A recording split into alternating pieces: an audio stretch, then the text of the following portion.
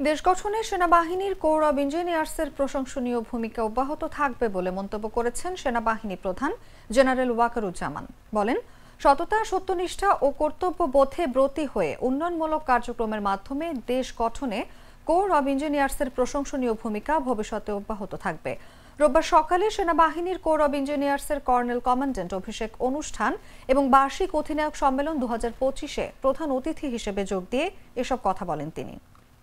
Core of engineers Bangladesh সেনাবাহিনীর একটা স্বনামধন্য কোর। সদা সর্বত্র মূলমন্ত্র উজ্জীবিত এই কোর 1983 সালে জাতীয় পতাকা অর্জন করে।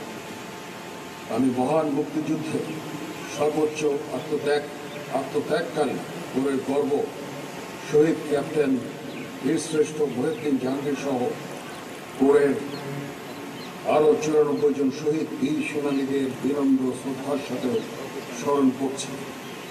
তারা এদেশের স্বাধীনতা সার্বভৌমত্বের জন্য অকাতরে নিজেদের জীবন বিলিয়ে দিয়েছেন।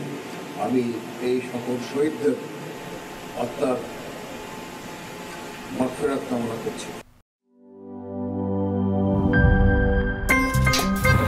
আমার একটা স্মার্ট সিদ্ধান্তে 25% গ্যাসের খরচ কমেছে। ভাবছেন কিভাবে?